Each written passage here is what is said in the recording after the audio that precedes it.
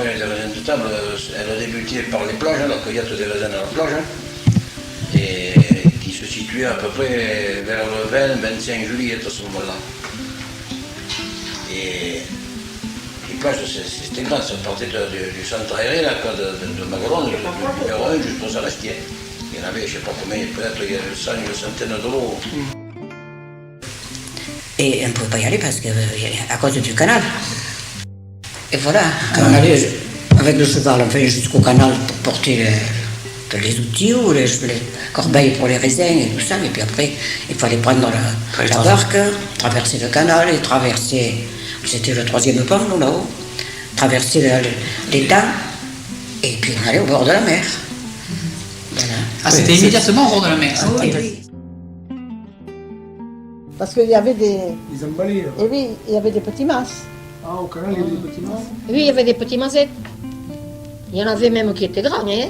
La mandole qu'on appelle, la mandole c'était un grand là, c'était habitable, je veux dire, c'était de Sénégal ça. On n'encaissait pas sur la souche, on encaissait toujours sous la tente. Même ici, dans les vignes, il y avait une tente et on encaissait dans la tente. Mais maintenant, non. On coupait dans des choses, alors là, ils coupaient et puis...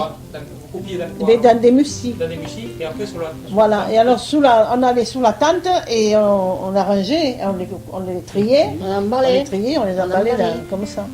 Et puis après, maintenant, alors on emballait directement sur la souche. Après, oui. Oui, maintenant. Et c'était mieux, il fallait que ce soit bien emballé parce que ça prenait le train.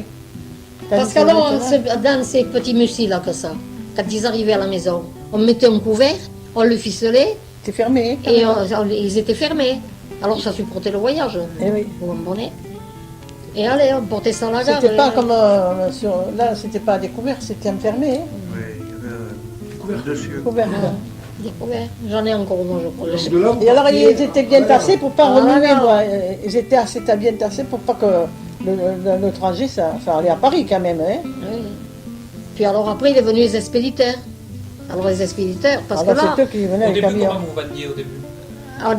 On envoyait à Paris, Mais à qui vous à une maison. À une maison. On avait une maison. Chaque propriétaire avait une maison? Oui, Eh bien enfin, non, on était plusieurs propriétaires. plusieurs Il y avait quelqu'un qui représentait une maison. Et au magasin, c'était quoi votre travail Comment dans un magasin. Oui, mais quel était votre travail? En quoi consistait le... Emballer les raisins. Emballer. Il fallait les arranger, il ne fallait pas simplement les couper, il fallait après passer tout ça sous le nez. Et alors, monsieur Domergue, il était difficile, hein. Il y avait un grain qui reste encore, il était qui s'est lunette comme ça. Ouh, attention, il y a un grain là. Si par hasard ça n'avait pas été bien trié, alors c'est pour ça que, je veux dire, on pouvait acheter ces raisins en confiance parce que il y en a qui croyaient que c'était le contraire, mais c'est pas vrai. Et vous les emballiez de quelle façon là? Vous aviez une façon particulière d'emballer les raisins? Ça dépendait à qui vendait. Il y en a qui fallait mettre des frisettes, d'autres que c'était sans frisette. Les frisettes, c'était en papier, c'est ça? Un papier qu'il fallait mettre au milieu il fallait faire d'un côté, au milieu laisser une petite marge, là, faire l'autre côté, et au milieu on mettait des frisettes avec des raisins, là, avec un raisin. Ça s'appelait comment ça qu'on faisait? Un cellophane dessus, avec des élastiques, c'était, je ne sais pas où ça allait, ça.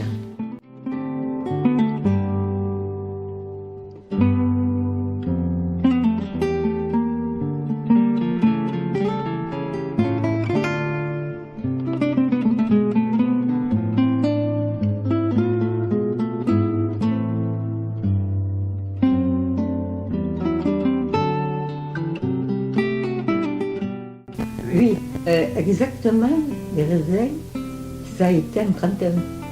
Alors, le marché aux raisins a commencé à la place de l'église. À la place de l'église. Toujours le litige qu'il y avait. Hein, Oui, Sur la date. alors, En bon, 31, c'était. en 31. J'avais 20 ans.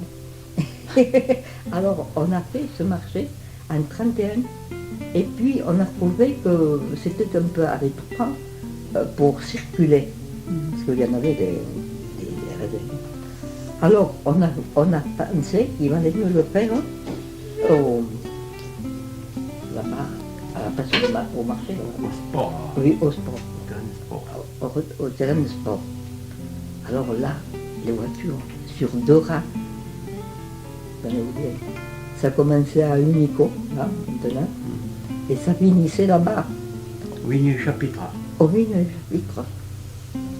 Donc, Les voitures à cheval tout le long. Et alors après de là, les visiteurs arrivaient, on discutait du prix et on partait à la gare. Alors de nouveau à la gare, c'était la procession de tous les jours, de toutes les charrettes. C'était toujours le même rythme.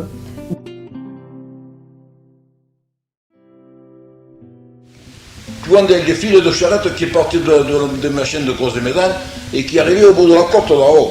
Alors tu te rends compte, si tu l'as mis à compter plateau par plateau, ça faisait du monde, hein. Tu devais faire de l'animation là. Hein. Putain, mais alors. Et les gens, ils arrivaient avec leur raisin à quelle heure là, à la gare? Alors, ils arrivaient à 1 heure ou 2 heures, hein. Ça dépendait quoi. On commençait des fois le matin. Des fois le matin, oui. Il y en a qui avaient de voyages à faire. Hein. Voilà. Le wagon, il devait partir à 7 heures peut-être le soir. Je sais pas, c'était pas tellement minuté, tu vois.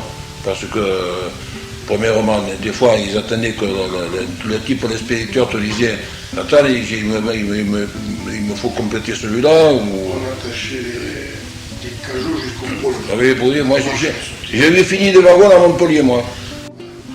Alors, En suivant le train alors. non, on les finissait en gare de Montpellier, mais puis ils nous ramenaient ici, les types. Oh. Parce que surtout à l'exportation, il fallait mettre les drapeaux bleu, blanc, rouge là, avec la graffeuse là. Oui, oui. À chaque cajot, un drapeau bleu, blanc, rouge là. Et chaque machine, il fallait y mettre le drapeau. Alors, des fois, tu les avais dans le wagon, mais eux, ils attendaient la correspondance à Nice, les wagons qui venaient d'Aigues-Mortes.